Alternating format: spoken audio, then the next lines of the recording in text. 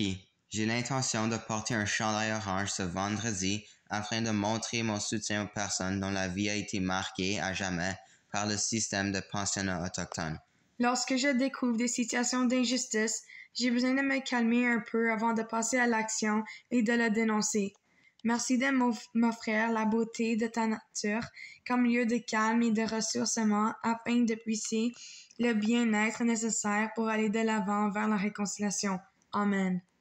Ce vendredi 30 septembre, on t'invite avec toute la communauté scolaire du CCSJ à porter un chandail orange avec ton bas d'uniforme pour rendre hommage aux élèves des pensionnats autochtones et de prendre un engagement collectif en faveur de la réconciliation.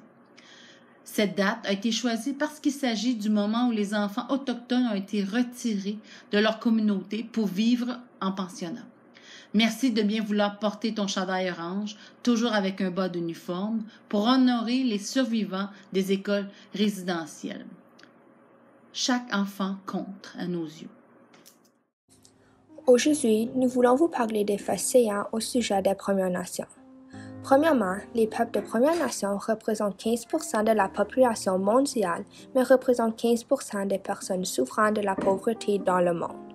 L'État connaît les niveaux de pauvreté les plus élevés. Une figure choquante est qu'une communauté autochtone sur 4, incluant les Métis et Inuits, vit dans la pauvreté et 4 enfants de la nation sur 10 des enfants autochtones du Canada vivent dans la pauvreté. Deuxièmement, l'eau potable est un élément essentiel pour chaque être humain.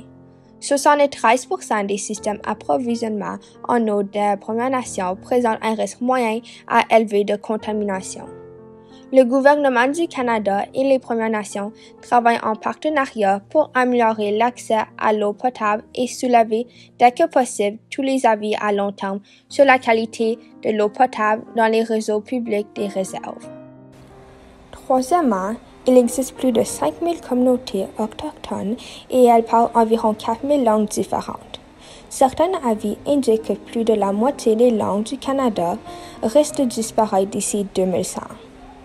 Les pratiques de propagation ont entraîné la suppression des peuples autochtones, de leur culture et de leur langue.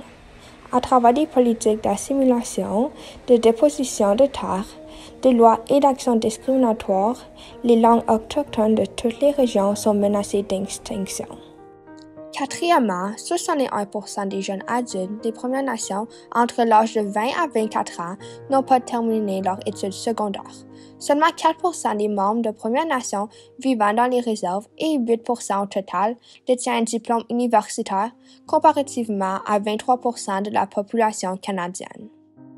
Finalement, il est important qu'on s'éduque aux défis qui nous entourent pour sécuriser les droits fondamentaux des peuples autochtones et s'assurer qu'ils sont inclus dans le processus de développement, afin qu'ils aient la possibilité de vivre une vie plus sûre, plus saine et plus prospère.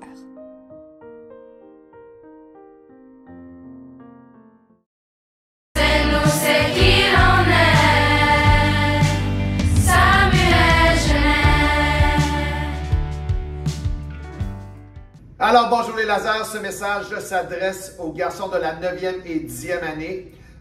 Les séances d'évaluation en prévision de l'équipe de basketball garçons juniors auront lieu aujourd'hui, vendredi et lundi prochain de 14h45 jusqu'à 16h30 au gymnase du Pavillon. Donc, encore une fois, basketball garçons juniors aujourd'hui, vendredi, lundi. Soyez-y, laser est fier. Merci.